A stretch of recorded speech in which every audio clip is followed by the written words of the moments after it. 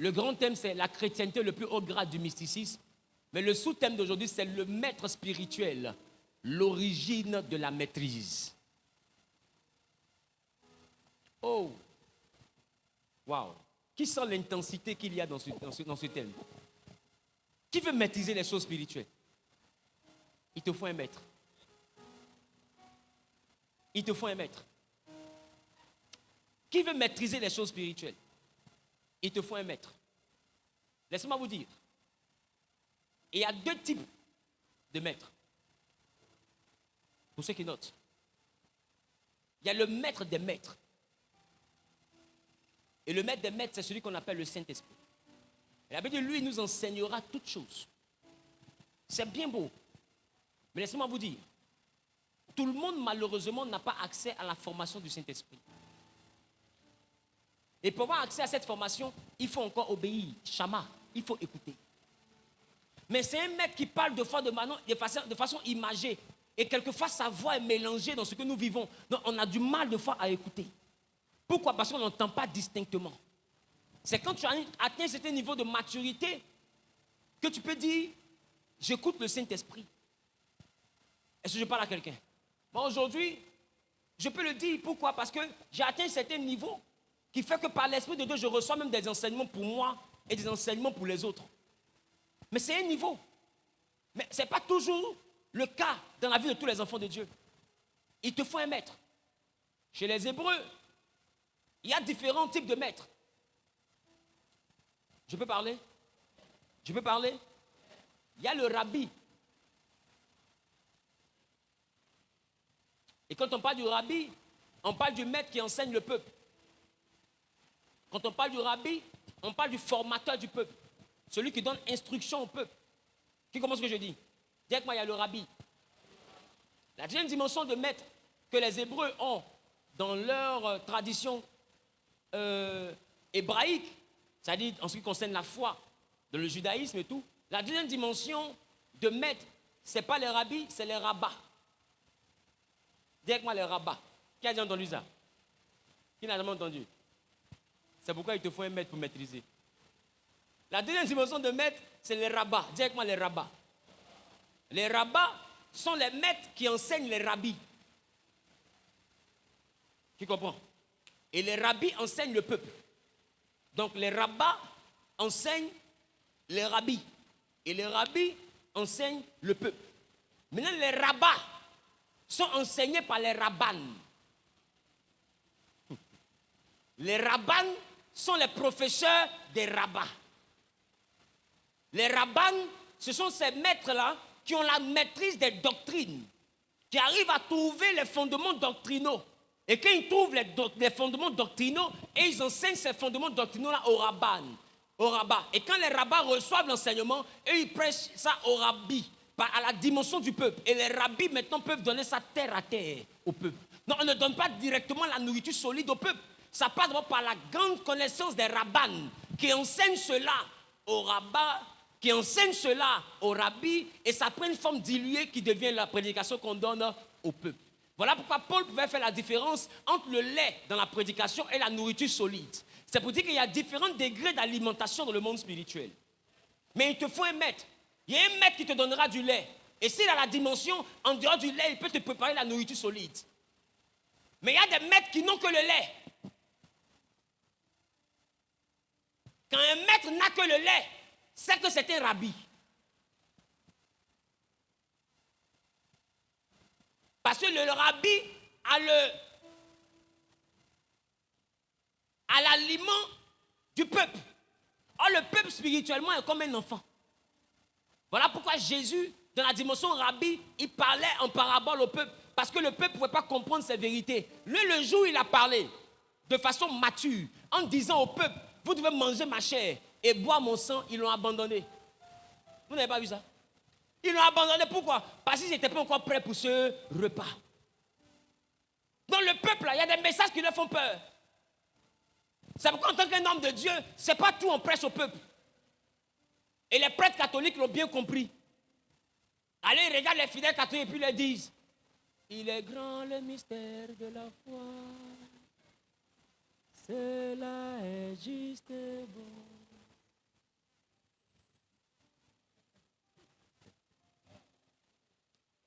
en train de te faire comprendre que c'est tellement vaste que à ton niveau, on ne peut pas tout enseigner. Donc laissez-moi vous dire, aussi profonde que semblent être mes messages que vous écoutez, vous dites non, il est profond. Ce n'est même pas la profondeur. C'est le lait. C'est l'aliment que le rabbi peut donner au peuple. Sinon, en réalité, le message en lui-même a une antichambre. Mais cette antichambre n'est pas pour le peuple, c'est pour les rabbis. Je te prêche un message, mais ce message comporte des clés. On ne peut pas donner ces clés-là au peuple. C'est pourquoi tu dois quitter le peuple. Tu dois quitter le peuple pour aller dans la deuxième pièce. La pièce des rabbis. C'est là-bas qu'on vous enseigne ce qu'on enseigne au peuple. Et là-bas, les disciples étaient dans la dimension de la formation du rabbi. Non, avec le peuple, Jésus était le rabbi. Mais avec les disciples, Jésus était le rabbin. Donc vous voyez qu'avec le peuple, il parlait de manière imagée. Mais avec les disciples, il parlait de manière claire. Et les disciples vont lui demander, mais pourquoi quand c'est nous, tu parles de manière claire? Il dit, parce qu'au peuple, les secrets du royaume sont cachés, mais à vous, ces choses sont révélées. Donc tu vois que dans la vie chrétienne, il y a des niveaux de révélation. Il y a des dimensions de chrétiens à qui Dieu cache certaines vérités. Tout dépend du niveau. Dis à ton voisin, je dois monter. Dis voisin, je dois monter. Et tu dois te fatiguer du lait. Et laissez-moi vous dire, il y a des prédicateurs qui préparent la nourriture solide. Quand tu t'habitues à leur message, excusez-moi, si le pasteur qui t'a converti est encore au niveau du lait, sa nourriture sera plus douce dans ta bouche. Parce qu'un enfant qui a déjà goûté les saveurs, à un moment donné, il refuse de téter.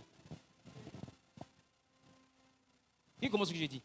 C'est comme si on t'a sévré. C'est pourquoi je veux dire, tu peux avoir pour père un enfant. Parce que le père, c'est celui qui t'a engendré. Mais tu ne peux pas avoir pour maître un enfant. Parce que le maître est l'origine de ta maîtrise. Si un enfant est ton maître, tu ne vas rien maîtriser parce que lui-même, il ne maîtrise pas.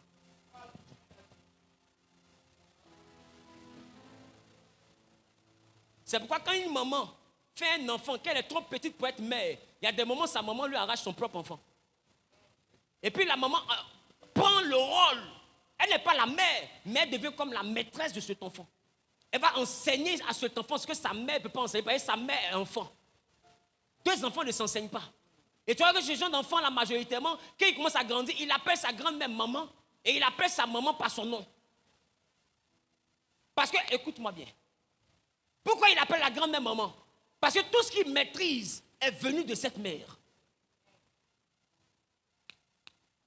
Non, c'est à cause d'elle qu'il a la maîtrise de l'environnement dans lequel il vit. Mais c'est à cause de l'autre maman là qu'il a la connaissance, qu'il est venu sur la terre. Ça fait deux. Non, celui qui te convertit est différent de celui qui te forme.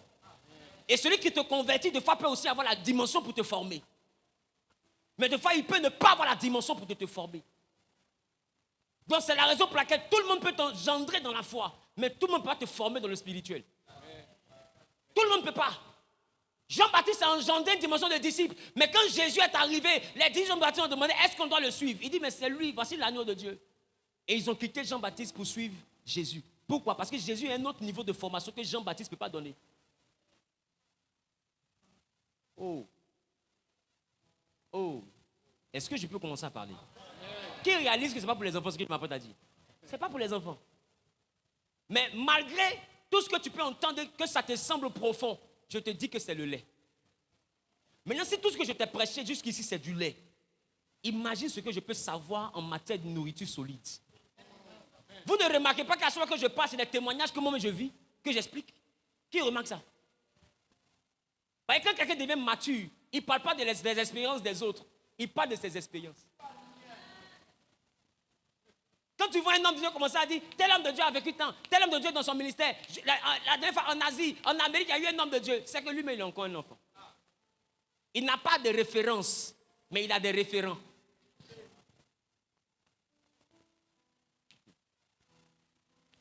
Il n'a pas de référence, mais il a des référents. Quand on demande à quelqu'un quelles sont tes références, ça dit quoi? Quelles sont tes coordonnées?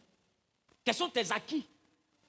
Non, j'ai le BTS, non, j'ai le bac. Dans tes références, tu vas citer ce que tu as acquis. C'est pas ça? Mais quand tu dis quels sont tes référents, tu vas parler de fois de l'école où tu es allé. Tu vas parler des types de professeurs que tu as eus. C'est ça les références, ceux qui peuvent répondre de toi. Donc beaucoup ont des référents, mais ce n'ont pas de référence. La référence vient de ton expérience personnelle. Mais le référent, c'est celui qui parle en ton nom. Donc tu peux parler à partir de ce que lui t'a dit. Donc tu témoignes à partir de ce que tu as vu chez lui. Mais quand tu atteins un certain niveau où tu peux envoyer quelqu'un à monter, j'ai envie de te dire, celui qui est en bas ne peut pas te faire monter. Ça peut choquer, mais je n'insulte personne. C'est une affaire de niveau. Et laissez-moi vous dire, quelqu'un peut faire 20 ans dans le ministère, mais rester encore un élève. Nicodème était un vieux docteur selon les hommes. Mais quand il est arrivé chez Jésus, il s'est inscrit au cours du soir. Chaque soir, il venait se faire enseigner. Et le premier message que Jésus va lui donner, c'est qu'il faut naître de nouveau. Et il ne connaissait pas le message. Il dit, mais comment c'est possible? Jésus dit, ah, tu es docteur en Israël et puis tu ne connais pas ces choses. Ça veut dire qu'il y a des gens qui disent qu'ils sont grands hommes de Dieu. Ils sont vieux dans le ministère.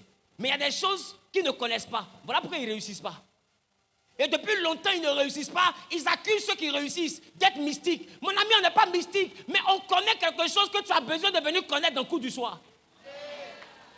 Nicodème a vu que son ministère, depuis combien d'années de doctorat, n'a pas d'impact. Le petit Jésus est venu, il a de l'impact. Nicodème n'a rien dit. Pendant que les autres jalousaient Jésus, lui, nuitamment, il allait voir Jésus. Et regarde ce qu'il dit à Jésus, Rabbi. S'il dit Rabbi, c'est qu'il se considère comme le peuple. Nicodème est venu dire à Jésus, je ne connais rien. Là où je suis venu, là, c'est toi le Rabbi. C'est-à-dire que je considère que je suis un païen. Alors Jésus dit, bon, ok, tu dois naître de nouveau. Il dit, mais comment c'est possible? Il dit, donc tu es docteur, et puis tu ne connais pas ces choses. Mais ce que Jésus avait oublié, c'est qu'il n'a pas dit qu'il est docteur. Il a déjà dit que Rabbi. Rabbi, je ne suis pas docteur. Si je suis docteur, c'est que je suis Rabbi. Toi, tu peux être Rabat. Mais si je t'appelle Rabbi, que je ne t'appelle pas Rabat, c'est que je me suis déjà réduit au niveau du peuple. Le problème, c'est que des gens sont tellement grands dans leur tête qu'ils n'arrivent pas à se rabaisser. J'ai dit, quand tu vois quelqu'un monter, ne le combats pas, approche-le. La différence entre toi et puis celui qui a réussi, papa, c'est l'information. Il y a quelque chose que lui sait, que toi tu ne sais pas. Tu vends un pantalon à 30 000. Ta camarade vient vendre le même pantalon à 15 000. Tu es fâché. Tu dis c'est parce qu'elle a vendu son âme. Elle a vendu son âme, c'est pour venir vendre le pantalon. Mon ami, de toi à moi. Moi, je viens à l'église, il a tellement été nul dans la vie que je vends mon âme au diable pour venir prêcher pendant une veillée pendant 6 heures. Je vends mon âme pour aller prêcher partout. Parce que si je suis devenu chanteur qui a fait médicament, que je suis devenu grand, ce n'est pas le même résultat. Parce que les petits brouteurs qui ne font presque rien de leur vie, qui sont assis là, qui sont multimillionnaires, eux, ils ont vendu leur âme. Donc, il se réveille, il est riche. Mais ça lui travaille. Mon travail peut te sembler rien, hein? Mais viens prendre le micro un peu, qu'on t'écoute pendant 6 heures. Et puis on reparle. Quand les gens seront face à ta bêtise, et que toi-même tu sauras que tu n'es pas intelligent, parce que pendant 6 heures, tu n'as pas pu parler pendant 30 minutes, tu vas te dire, donc ce jeune-là, il prêche 6 heures comme ça, presque chaque fois, et il ne se répète pas. C'est que son esprit et moi ne sont pas au même étage. Parce que si quelqu'un parle pendant 6 heures, sans interruption, avec des arguments différents, et depuis combien de temps je prêche, combien de fois m'a eu fait y coucher? Les thèmes, on reprend. Vous allez voir combien de fois? Toujours de nouvelles choses. Mais ça dénote une certaine dimension.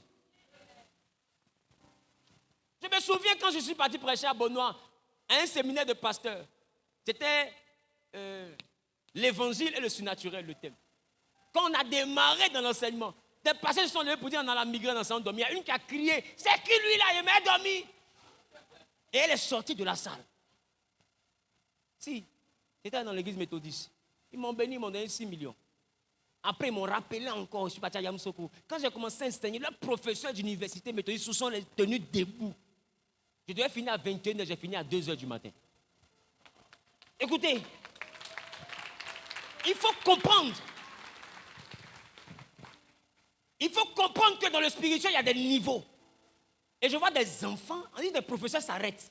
Il y a des enfants, je prêche, ils viennent écrire en commentaire, la Bible dit. Ça, ce n'est même pas le peuple. Ça, c'est le monde. Est-ce que je parle à quelqu'un? Dis à ton voisin le maître spirituel. L'origine de la maîtrise. Quand on parle de maîtrise, on parle d'équilibre. Quand on parle de maîtrise, on parle d'aisance. Quelqu'un maîtrise lorsqu'il fait une chose avec aisance. Il ne force pas. Quand tu vois quelqu'un commencer à faire quelque chose avec aisance, quand tu parles de maîtrise en termes de football, parle de Zidane.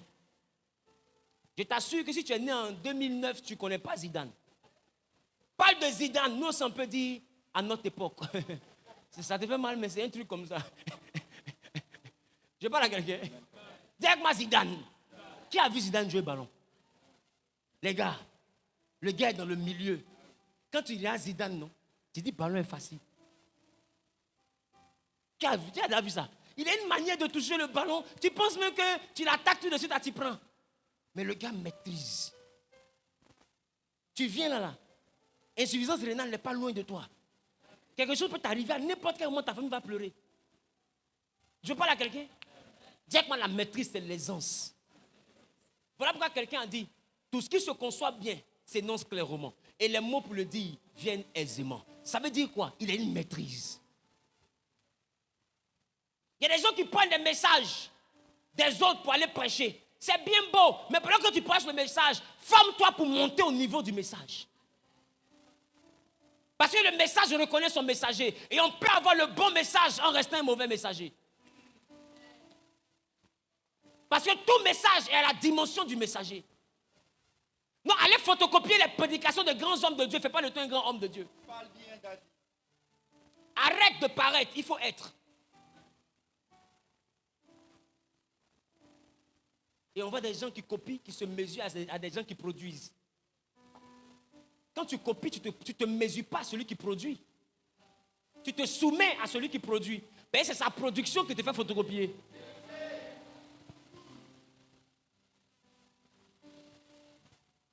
D'autres me disent, il est franc-maçon, mais ils reprennent des thèmes. Tu enseignes l'enfer aux gens alors. Venez ici, venez ici. Jean le chapitre 3, le verset 2. Donc je vous disais, pendant qu'il prépare le verset, ceux qui enseignent le peuple, c'est qui? C'est qui? Après ceux qui enseignent les rabbis? Après ceux qui enseignent les rabbins? Maintenant, ma question, si les rabbins sont ceux qui créent, ceux qui découvrent plutôt les théories, les théorèmes et les doctrines, amen, ben, tout ce qu'on enseigne à l'église, c'est des rabbins qui ont établi. C'est des doctrines, mais des doctrines ne sont pas venues du ciel seulement. Des hommes ont reçu et ont enseigné ces choses. Et puis, de plus en plus, on s'est formé et on a commencé à faire de cela quoi, des bases de la vie chrétienne. Pour que quand tu dises un message, on peut te dire que ça, ce n'est pas biblique. Parce que des rabbins ont déjà établi des balises. Qui comprend ce que je dis? Non, aujourd'hui, quand quelqu'un veut venir prêcher que deux hommes peuvent se marier, on dit c'est faux. Pourquoi? Parce que ce n'est pas dans les normes que les rabbins avaient établies dans la doctrine. Qui comprend ce que je dis? Donc, il y a des normes, il y a des limites chrétiennes. Mais ces limites sont fixées par des rabbins, des concepteurs de doctrine. Et transmis, les concepteurs de doctrine font quoi? Par l'Esprit de Dieu, ils conçoivent des doctrines, ils transmettent cela aux rabbins, qui sont les porteurs de la doctrine, et les porteurs de la doctrine enseignent cela aux rabbis, qui sont les enseignants de la doctrine. Qui comprend ce que je dis? Maintenant, vous allez remarquer que quand Jésus sort du tombeau, il y a un nom qu'on lui donne, qu'on ne lui va pas donner de son vivant. De son vivant, on l'appelait. De son vivant, on l'appelait comment? On l'appelait Rabbi. Mais quand il sort du tombeau, regardez Jean chapitre 20, le verset 16. La Bible, Jésus lui dit Marie. Elle se retourna et lui dit en hébreu Rabouni. La Bible, c'est qui veut dire maître. Quelqu'un me comprend? Dis-moi, ça veut dire maître. Quelqu'un dit ça veut dire maître. Vous voyez que Rabbi veut dire quoi? Rabbi veut dire quoi? Non. Rabbi veut dire maître. Rabbin veut dire quoi? Maître. Rabban veut dire quoi? Maître. Maintenant, il dit Rabouni. On dit ce qui veut dire maître. Tu vois qu'il y a 4 fois maître. Mais il y a maître et puis il y a maître. Donc quand on dit aux gens il y a pasteur et puis il y a pasteur, ils sont fâchés. Il y a maître et puis il y a maître. Le Rabouni qu'il a dit ici, ce n'est pas le maître comme le Rabban qui conçoit les doctrines. Le Rabouni, c'est le maître qui a créé la doctrine. Donc quand il est beau dire Rabouni, vous n'allez jamais voir ça ailleurs encore dans la Bible. Le seul à qui on a dit Rabouni, c'était Jésus. Et pourquoi il dit Rabouni? Parce qu'il est au cimetière. Ils ont enterré Jésus. Les rabbis meurent. Les rabbins meurent. Les rabbins meurent. Malgré toute leur connaissance, ils meurent. Mais si un rabbin meurt, qui revient à la vie, c'est qu'il n'est plus un rabbin. Il est Rabouni. Parce que Rabouni, c'est le maître qu'on appelle Dieu. Parce que c'est le seul qui peut avoir la victoire sur la mort. Voilà pourquoi elle appelle Jésus maintenant Rabouni, le maître de tous les maîtres. Parce que tu es le seul maître parmi tous les maîtres qui est mort. Et puis je te vois devant moi. Si tu n'es pas Rabouni, je ne peux pas te voir devant moi. Qui comprend ce que je te le dis? Voilà pourquoi la femme l'a appelé Rabouni. Qui comprend maintenant ce que je dis? Qui comprend la Bible? Très bien. Donne-moi le verset que je t'ai donné tout à l'heure. Mais il y eut un homme. La référence. Jean 3, 2. Oui. Mais il y eut un homme d'entre les pharisiens nommé Nicodème, chef des Juifs. Les pharisiens n'aiment pas Jésus. La Bible, il y a un au milieu d'eux. Il vint, lui, auprès de Jésus de nuit. Il s'appelait Nicodème. Il est venu la nuit auprès de Jésus. Et lui dit, Rabbi, nous savons que tu es un docteur venu de Dieu. Oui. Car personne ne peut faire ces miracles que tu fais si Dieu n'est pas avec lui. Attends. Écoutez.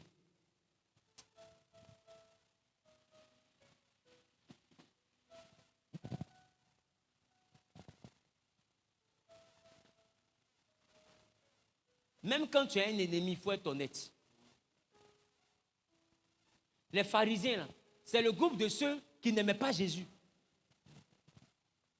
Nicodème était dans leur groupe. Mais même quand tu es ennemi, là, il faut être honnête. Quelqu'un a dit, même si tu n'aimes pas le lièvre, reconnais qu'il court vite.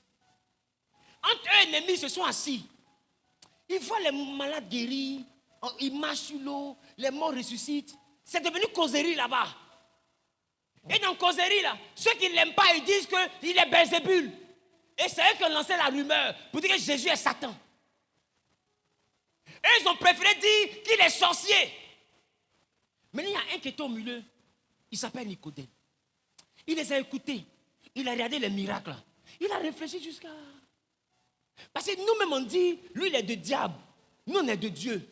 Mais voici où notre ministère est. Quelqu'un dit Polokoto? Voici où notre ministère est. Parlez bien. Voici où notre ministère est. Moi-même Nicodème, je suis dit docteur là, voici mon ministère. Les autres qui le critiquent, voici notre ministère. Notre vie est, nos finances, ministère, église là. Nicodème s'est assis, il a réfléchi jusqu'à... Il dit au lieu de le critiquer, est-ce que je n'ai pas allé le voir? Parce que si lui il est du diable, que nous on est de Dieu, normalement notre ministère doit être au-dessus de son ministère. Mais si lui son ministère est devant, et puis nous on dit on est de Dieu, on est derrière. Si je suis intelligent, je m'en vais à l'information. Alors Nicodème s'est levé. Puisqu'il n'avait pas encore changé d'avis, il est parti la nuit. Quelqu'un qui a changé d'avis vient matin. Si Nicodème est venu la nuit, c'est parce qu'il attendait que ses collègues dorment. Il ne voulait pas que ceux avec qui il critique Jésus le voient chez Jésus. Il y a des gens qui peuvent salir un ministère, mais quand toi tu t'assois et puis tu regardes le ministre qu'on salit, il faut savoir reconnaître, petit Joe, on parle, hein? Mais si Dieu n'est pas à lui, est-ce que tout ça a pu arriver? Parce que depuis longtemps on parle, des fois ils se font ça, il va tomber, il tombe haut, et il monte.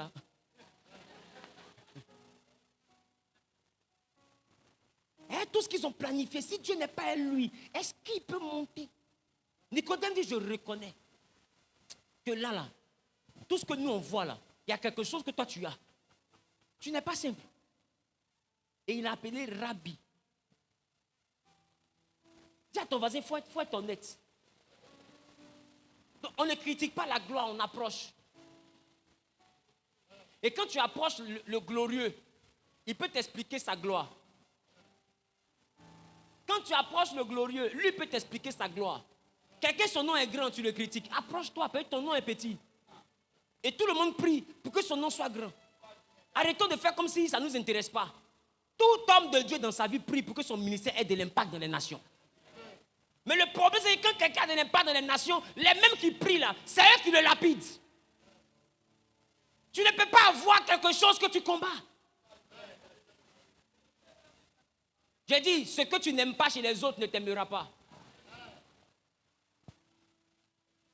Nicodème était parmi les ennemis. Mais à un moment donné, il a déposé son manteau d'ennemi.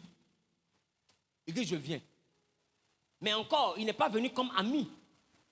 Il est venu comme élève. La maîtrise commence lorsque quelqu'un accepte que ce qu'il sait là n'est pas suffisant pour changer sa vie. Nicodème veut que son ministère change. Il est docteur, mais tout ce qu'il connaît, c'est les théories. Ça n'a rien changé dans sa vie. Maintenant, il voit quelqu'un d'autre qui a des résultats. Qu'est-ce qu'il a fait? Il a pris son doctorat, il l'a mis à côté. Et puis, il regarde Jésus. Jésus n'est même pas son collègue. Ça dit que nous, on sait que Jésus est Dieu. Mais je parle en termes d'âge.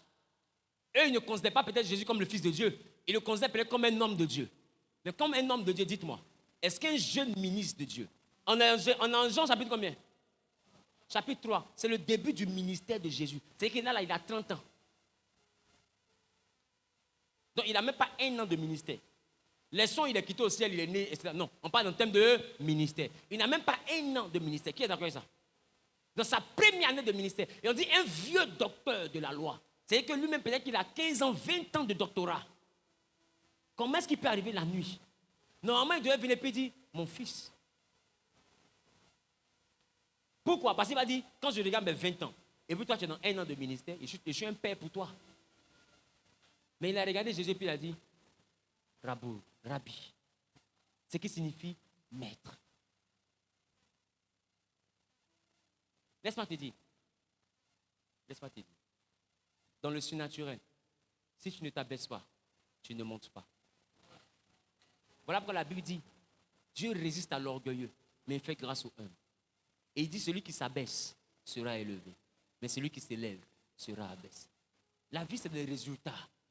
Et je te dis, quelqu'un peut être ta camarade sans être ton ami.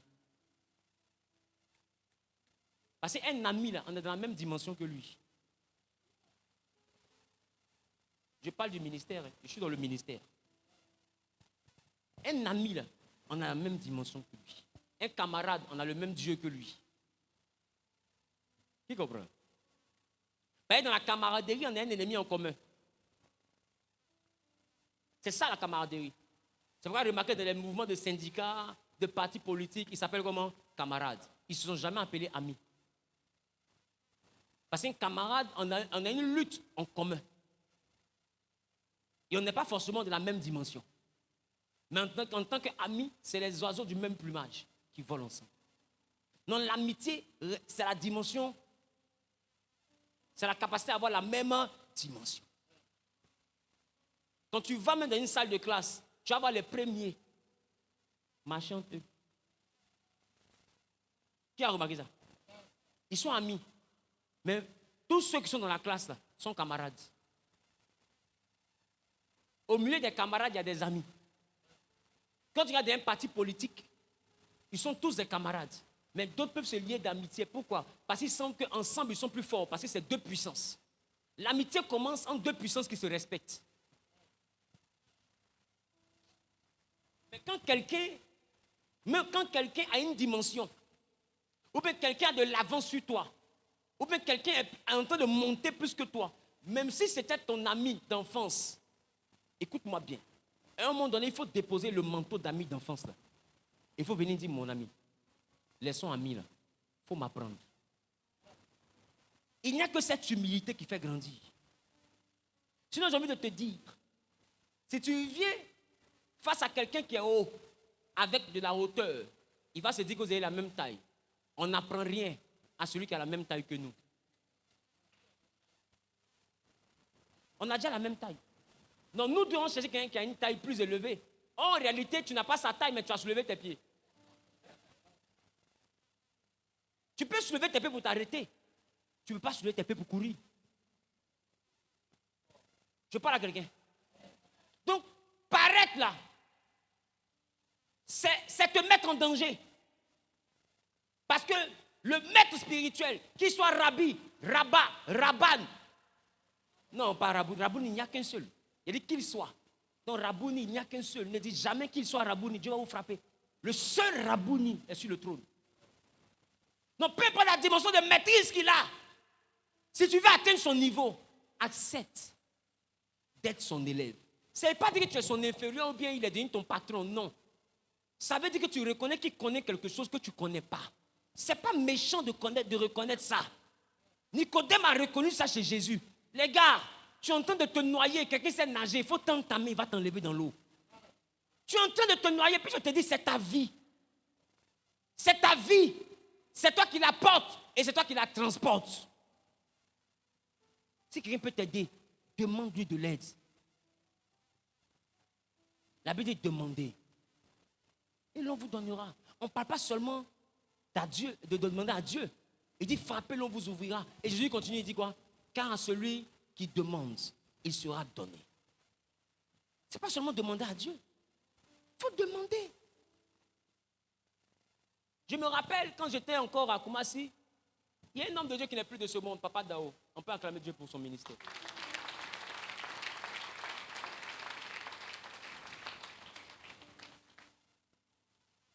Un grand ministère qui a été rendu, pour ceux qui l'ont connu, un prédicateur hors norme. J'avais ce que je savais faire. Mais quand je l'ai vu prêcher parmi les pères dans la nation, j'ai aimé sa prédication. Et je vous assure, tous les pères ont déposé. Dao, vieux Dao, vieux Dao. C'est-à-dire, c'est le pasteur qui prêche. C'est le pasteur qui prêche. Dans un programme de pasteurs, point pour vaincre, c'est que des pasteurs. Et il y a des grands orateurs de Côte d'Ivoire qui sont assis. Et ils prêchent. Et les grands orateurs se lèvent, ils le soulèvent, on dirait ballon. Et puis courent à lui dans la salle. Tu peux comprendre ça? En fait, même nous-mêmes là, quand un message te touche, tu te contentes de t'arrêter. Tu te contentes de crier. Mais aller jusqu'à interrompre une prédication. Soulever le prédicateur. Courir à lui. C'est coupe ou bien? Même si le soir la Côte va courir la coupe. Mais on ne peut pas courir comme ça. Quelqu'un dit douille.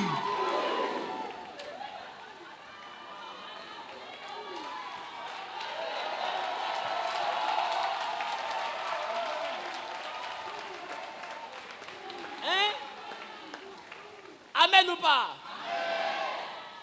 Dis à ton mec, ça là c'est fort. C'est un autre niveau.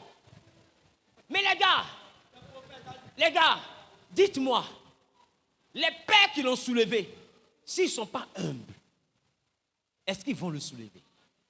Parce que le soulever, c'est reconnaître l'excellence de son don. C'est reconnaître que ce qu'il entend de manifester là, eux-mêmes là, ils n'ont pas ça. Célébrer quelqu'un là, ça ne te réduit pas. Reconnaître que quelqu'un sait faire, ça ne te rétrécit pas. En réalité, tu es en guerre avec ta propre tête. Sinon, personne ne se mesure à toi, tu n'as pas la taille de quelqu'un. Tu es court. Personne ne se mesure à toi. Et remarquez que plus les gens sont petits de taille, plus ils aiment parler, ils aiment se faire voir, ils aiment commander, parce qu'il est déjà court. Non, il ne veut plus s'abaisser, mais il est déjà court. Dis comme ça. Tu comprends? Il y a un coup même qu'il a vu là. Quand il parle comme ça. Alléluia. Dis-moi, amène bien pour que j'ai quoi. Oh, c'est pas comme ça qu'il cause. Hein. Mais à chaque fois qu'il voit ces vidéos sur Facebook, il rit jusqu'à. Je vais me tuer. Tu sais pourquoi? C'est sa taille qui le fatigue. C'est sa taille. Parce que s'il ne gonfle pas sa voix, là, qui va le voir? Je parle à quelqu'un. Et je vais dire à quelqu'un, en même temps qu'ils sont courts, et qu'on vient de rire d'eux, et si on sait que la majeure partie des grands leaders ne sont pas grands détails. Et si on sait que majoritairement les grands détails, c'est les gars du corps. Ah!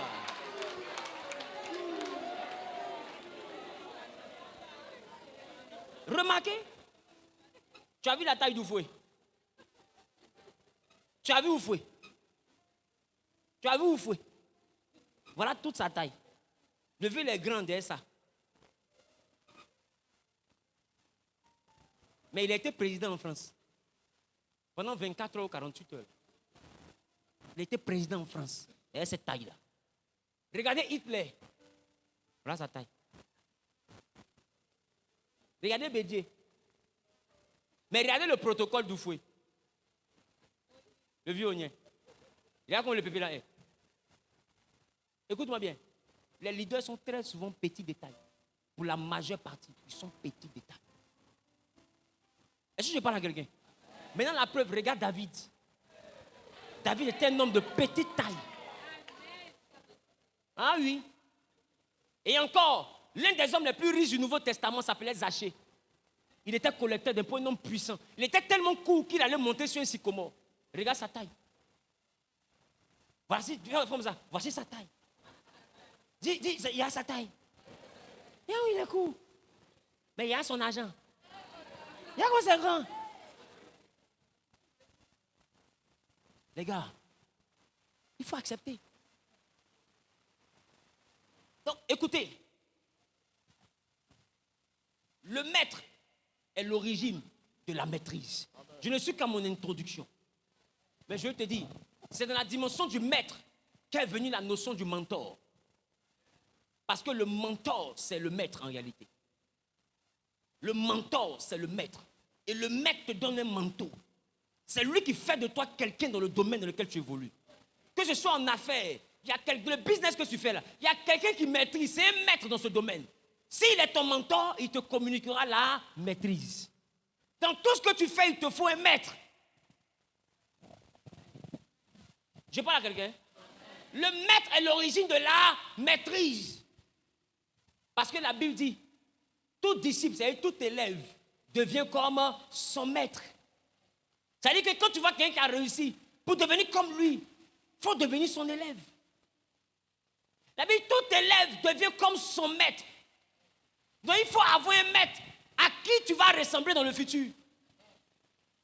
Comme qui tu seras. Donc il ne faut pas prendre des gens qui t'envient. On prend pour maître des gens qu'on envie. C'est pourquoi beaucoup dans le ministère ont un problème avec le père spirituel. Parce que majoritairement, les pères spirituels ne sont pas forcément des maîtres. Et il y a des pères spirituels qui ont du mal à accepter qu'ils sont pères spirituels mais n'ont pas la dimension de leur fils. Donc les mêmes pères spirituels deviennent un combat pour leur fils. Ils veulent étouffer leur fils. Ils veulent fermer leur fils. Or, ce qu'ils oublient, être père n'est pas être grand. C'est pourquoi le BT dit, tu vas beau grandir, mais tes gonades là, tes deux boules ne dépasseront jamais les deux boules de ton père. Tu vois qu'on parle de la taille, mais quand on parle de ton père, on parle de gonades.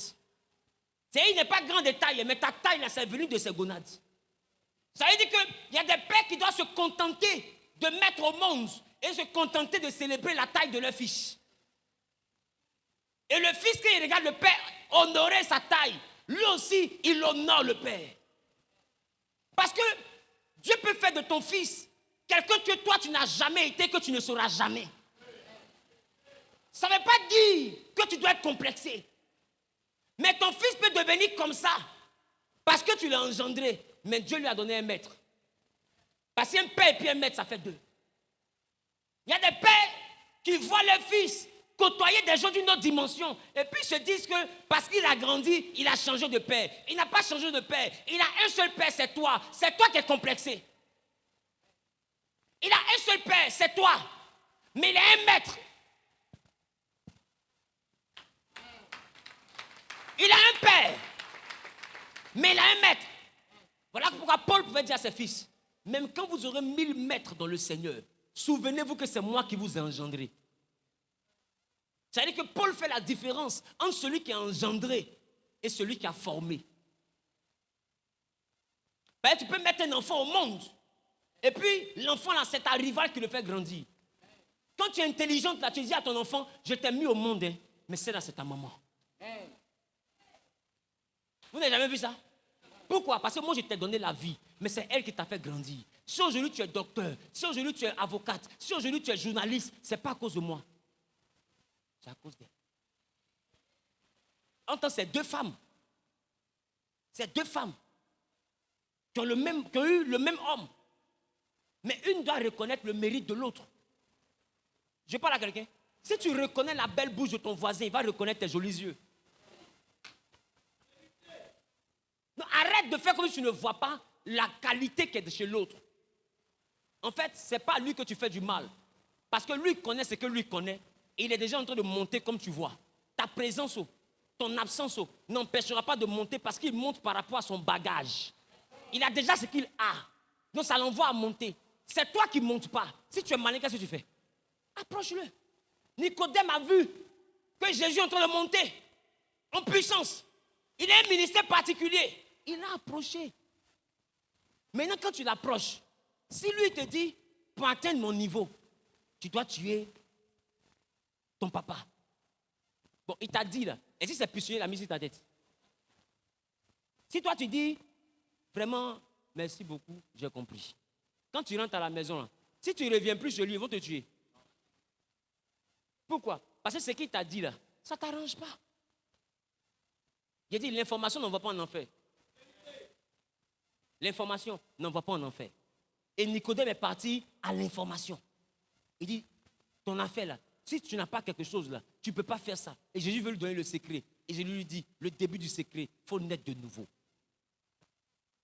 Mais s'il n'est pas venu causer à Jésus, est-ce que Jésus va faire ça? Ta camarade est en train de réussir. Tu l'approches, ah ma chérie, je vois qu'on a fait la même école là, mais toi tu es en train de évoluer facilement. Quel est ton secret? Il faut m'aider. Il ne faut pas me voir comme tu... Il faut me voir, laisse affaire d'amitié là. Mets-toi amitié là de côté. Aide-moi. J'ai problème. Écoutez, se rabaisser là, c'est rien. Aide-moi. Parce que si tu es mon ami, là, si tu montes, moi je dois monter. Si tu es vraiment mon ami, notre amitié, ça sert à quoi? Si c'est toi, si tu es en haut. Si tu es un doc là, il faut me dire. Maintenant, ça te dit, le doc que j'ai là, c'est que je me prostitue. Si ça ne t'arrange pas, ma chérie, en tout cas, vraiment, merci beaucoup. Que Dieu te bénisse, que Dieu fortifie ton derrière. Sois vraiment une femme forte, tu as compris? Sois vraiment une femme forte. Moi, je vais réussir, mais ce que tu expliques là, c'est plus fort que moi. Quoi? C'est que Lazare, peu importe sa taille, sa forme. Attends.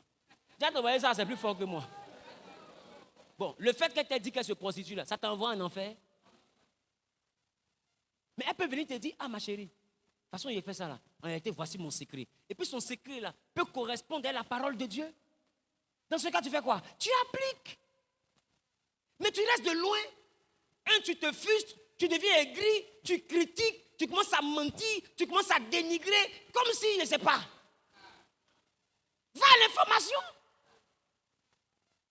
En même temps, tu commences, depuis elle arrive à ce niveau-là, elle se prend, elle pense qu'elle est trop arrivée. Mais elle est arrivée. Pas tu fais comme si elle pense. Elle ne pense pas. Tiens, elle ne pense pas. Elle est arrivée. Toute personne qui a un profil de carrière dans son pays aspire à avoir dans son carnet d'adresse des ministres, des procureurs, pouvoir rentrer à la présidence. C'est pas fini. Une fois que tu as ça là, tu peux être parmi tous les grands hommes d'affaires parce que c'est de là-bas que les marchés sortent. Vrai ou faux? Aïe. Maintenant, elle a tous ces contacts-là. Et puis, tu penses que tu vas arriver. Comment je pense?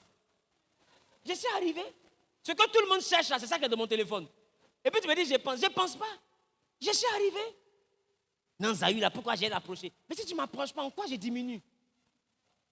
Je suis en train de partir. Et je te dis, il faut approcher pendant que la personne est approchable. C'est pourquoi Nicodème, dès le chapitre 3, il est venu au contact. Parce que quand tu vois un avion qui a décollé là, si tu es intelligent par la position de la tête de l'avion, tu sais que ça là, ça a décollé. Tu sais que l'avion ça là, tu aimes tu n'aimes pas ça va décoller. Qu'est-ce que tu peux faire? Il faut sauter pour t'accrocher aux ailes. Il faut dire au steward ou à l'hôtesse, ouvre, pardon, il y a mon temps déjà pas placé. Il dit même dans la soute, je vais me mettre dans la soute, c'est pas grave. Pourvu qu'il en l'air là-bas, là, que je sois dans l'avion. Comment il me débrouiller dans l'avion, là, ça c'est plus à ton niveau. Ouvre la soute. Il n'y a plus de place. Laisse-moi monter dans la soute. Mais quel orgueil. Nicodème a vu que Jésus maîtrise quelque chose. Dès le commencement, il est venu au contact. Dis à ton voisin, allons au contact. Et il dit, Joe, il faut laisser faire les choses, docteur là. C'est toi le maître ici. Tu sais quoi? L'homme facilement peut s'ouvrir quand on le célèbre. Assieds-toi. La chose qui envoie l'homme à se fermer, c'est la concurrence. Tu veux que quelqu'un t'aide, il faut le célébrer. Il n'y a pas l'homme pour toi. Vraiment, tu prêches trop bien. Le vieux, je t'aime. Écoute-moi bien. Écoute-moi bien. Jésus avait 12 disciples. Mais parmi les 12 disciples, il y avait celui que Jésus aimait, il s'appelait Jean. Et puis il y avait un qui s'appelait Pierre. Jésus aime Jean. Mais il y a Pierre qui aime Jésus. Et là où ils sont en train de manger, Jésus dit, je vais mourir. Jean ne parle pas. Pierre ouvre sa bouche. Et puis dit à Jésus, je suis trop près pour toi. Est-ce que tu me connais? Seigneur, de toute façon, moi je suis prêt pour toi. Et puis il enlève sa lunette un peu, il fait ça. Mais père, regarde-moi droit dans les yeux. Au stade où je suis arrivé, celui qui t'a touché m'a touché. Si on t'envoie en prison, il est en prison. S'ils sont cœur, il n'aura te touché. Jésus sait qu'il ment. Hein. La preuve, Jésus me lui répond en disant, le coq n'aura pas encore chanté, tu vas me renier. Ça veut dire quoi? Je sais que tu mens. Mais quand Jésus regarde tous les 12 disciples, c'est celui qui a fait éloge là. Il les regarde, il fait ça. Jean, tu m'aimes, hein? Et je t'aime, d'accord? Mais Pierre, tu es Pierre. Et c'est sur cette pierre que je bâtirai mon église.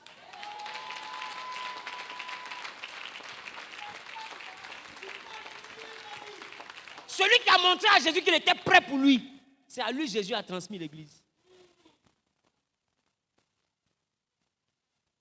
Il y a des femmes qui finissent par aimer des menteurs. Pourquoi? Parce qu'il a tellement pris en haut. Elle s'est dit quoi? Ça c'est bon. Elle lui a donné sa vie. Et puis il a pris sa vie pour aller à côté. Et puis il a mis sa vie si petit et comment on appelle ça? Comment on appelle? Sainte. Il dit, voici la vie, ya vie, ensemble ya vie. Levez-vous à chanter ça. Voici sa vie. J'ai dit, ya vie, 500, dernier prix 2000. Et il a cassé vie là.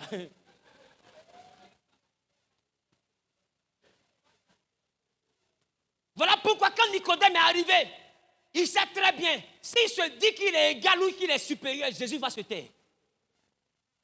Alors il dit à Jésus, tu es le maître. Maintenant c'est Jésus qui dit, tu es docteur, et puis tu ne connais pas. Mais c'est Nicodème qui dit, je suis docteur. Normalement Nicodème devait dire, il fait quoi? Bonjour.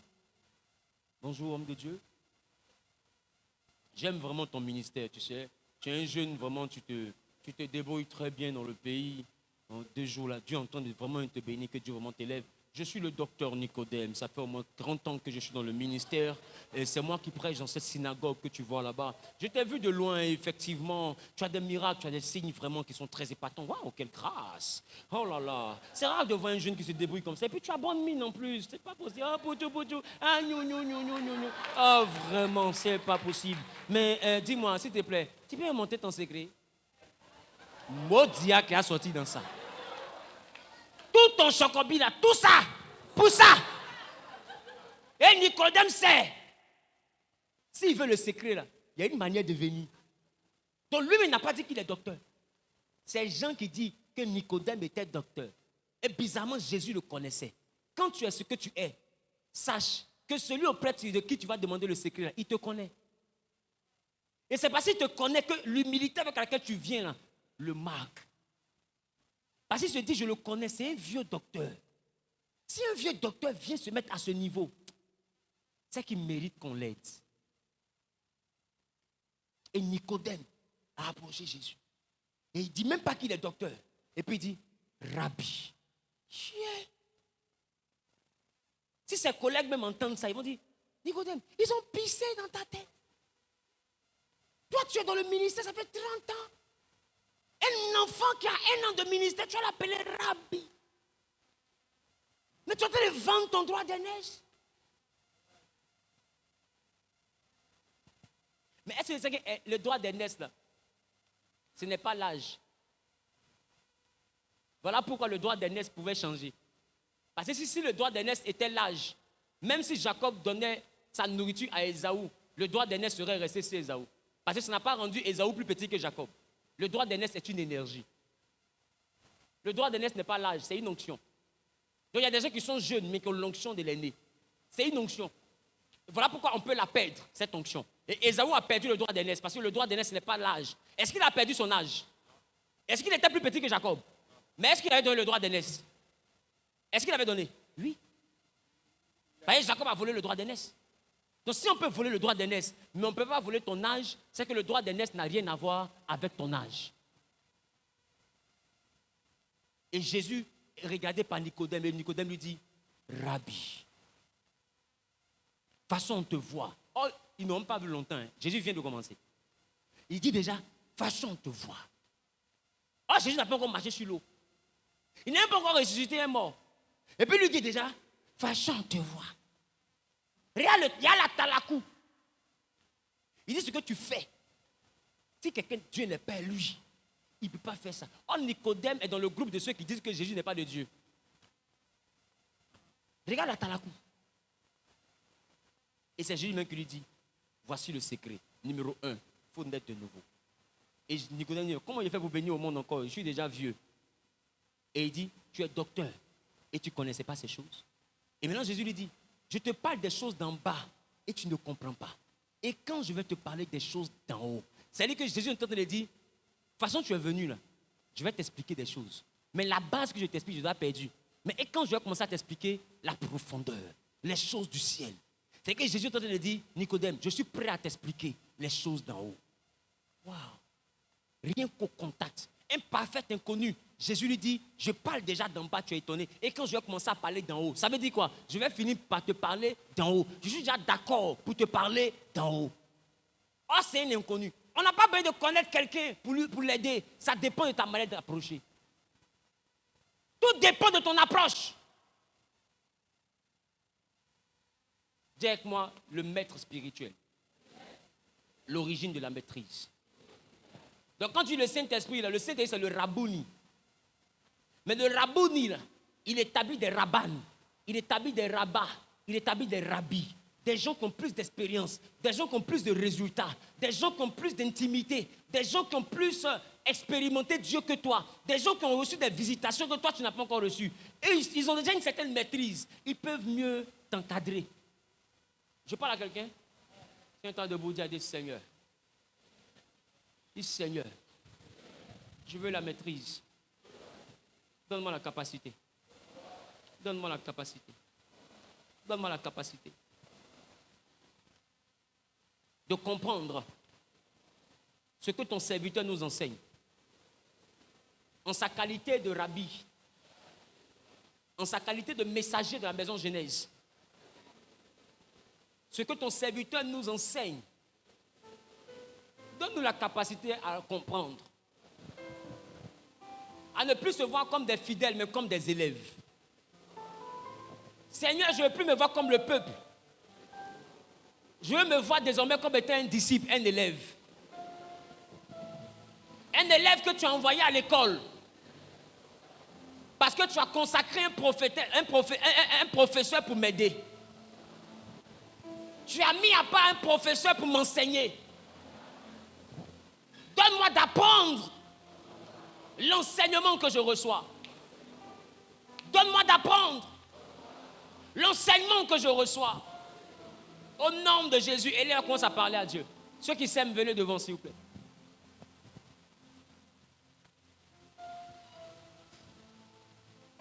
Et là, on commence à parler à Dieu.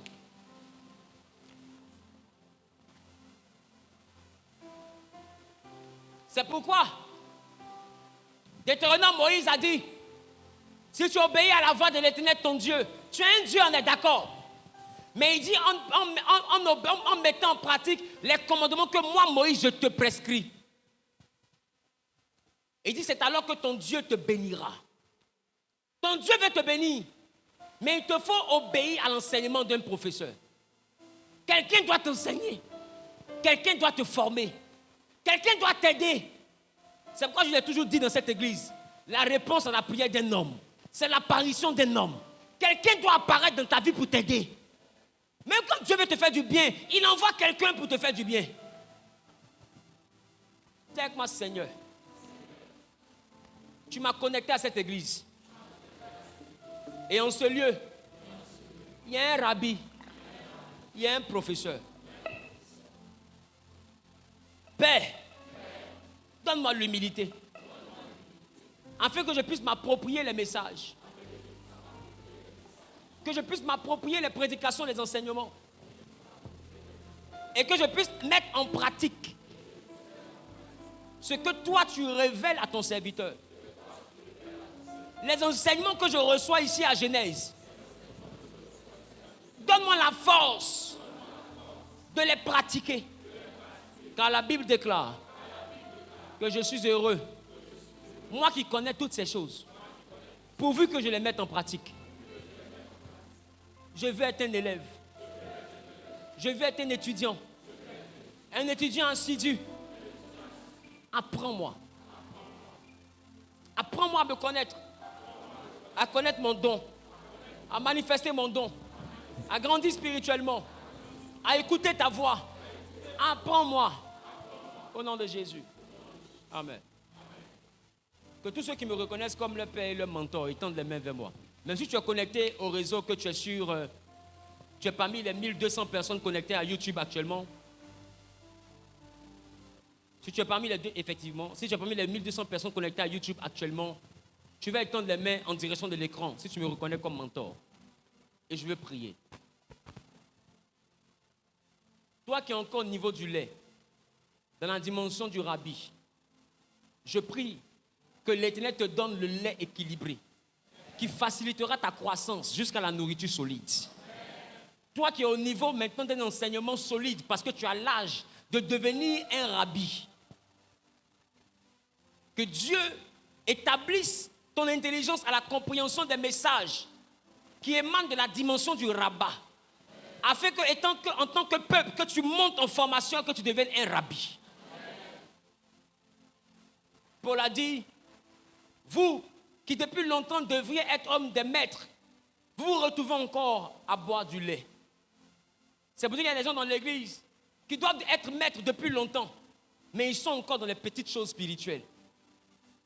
Je prie que vous tous qui devriez être des maîtres, que Dieu vous donne accès à la maîtrise.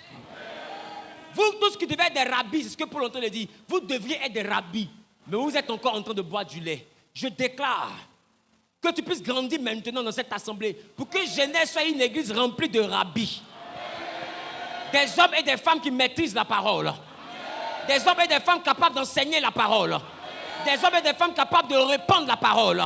Des hommes et des femmes capables d'annoncer la parole. Que cette église soit remplie de sachants. Que vous soyez capables de prêcher la parole de Dieu sans vous tromper. Que vous soyez capables de prêcher la vérité de Dieu sans vous tromper. Que vous soyez capables d'annoncer la doctrine vraie et véritable sans vous tromper. Au nom de Jésus. Je déclare, en ma qualité de père, établi sur l'église Genèse par la vertu du Saint-Esprit, en vertu des pouvoirs et de la puissance, de l'autorité qui ont été conférés par le Saint-Esprit, que dans cette église, Que chacun soit élevé au rang de rabbi. Que l'intelligence ouvre. Et que la compréhension de la parole de Dieu dans la vie de chaque personne qui m'entend et qui me reconnaît comme père et mentor. Que ta compréhension de la parole de Dieu change. Que tes révélations changent. Que les visitations changent. Que tes songes changent. Que tes dons spirituels changent. Que le Dieu que je prêche avec zèle, amour et persévérance te fasse monter dans une dimension nouvelle avec le Saint-Esprit. Qui a dit Amen bien propriétaire? Qui a dit Amen bien propriétaire? Qui a dit Amen fort et propriétaire? Au nom suprême de... Quelqu'un dit c'est de moi il parle. Que tu sois à Abidjan dans cette salle ou que tu sois connecté à YouTube. La Bible n'a pas dit la foi vient de ce qu'on touche. La Bible dit la foi vient de ce qu'on entend. Si tu entends simplement ce que je dis et que tu as foi, qu'il t'en soit fait selon ma parole. Qu'il t'en soit fait selon ma parole. Et que le Saint-Esprit t'envoie au niveau supérieur de ta foi. Qu'il t'envoie au niveau supérieur de ta vie spirituelle. Qu'il t'envoie au niveau supérieur de tes dons spirituels. Qu'il t'envoie à un autre niveau, à une autre dimension de compréhension de la voix de Dieu. Que tu aies accès à la voix de Dieu. Que tes oreilles s'ouvrent après ce culte au nom de Jésus. Que tes oreilles s'ouvrent après ce culte au nom de Jésus. Qui a dit Amen, le bien propriétaire? La Sainte Seine. Pendant que nous apprêtons à prendre la Sainte Seine, que ce repas soit pour toi une action prophétique qui crée une nouvelle dimension avec le Saint-Esprit. Que dans la vallée, que la Sainte Seine crée la foi qui raccourcit le délai. Que la Sainte Seine crée le corps et le sang de Christ. Crée dans ta vie la marche par la foi. Crée dans ta vie la victoire dans les combats de la vallée. Je dis que cette action prophétique que Jésus nous a donnée, qu'on appelle la Sainte Seine, apporte réellement à ta vie la dimension surnaturelle au nom de Jésus. Que l'Éternel fasse de toi un enfant de Dieu qui entend la voix de Dieu. Que la Sainte Seine te donne un cœur obéissant. Te donne un cœur obéissant. Que tu ne suives plus ta chair, mais que tu suives la voix de l'Éternel. Que tu ne suives plus les mensonges des démons, mais que tu suives la voix de l'Éternel. Que tu ne suives plus les mauvaises orientations, mais que tu suives la voix de l'Éternel. Que tu ne suives plus les mauvais messages, mais que tu suives la voix de l'Éternel. Et que par la Sainte Seine, que le corps et le sang de Christ nous envoient à rentrer dans la dimension de la maturité dans la parole. La maturité dans l'esprit. Au nom suprême de... Que Dieu te bénisse. Concernant la Sainte Seine, venez devant ici. Venez devant, restez devant, vous commencez par prendre. Maintenant les autres de la Sainte Seine, allez dans les rangées directement. Toi qui es passé par les eaux du baptême, tu vas prendre le pain et le vin. Toi qui n'es pas passé par les eaux du baptême, tu prends le pain simplement.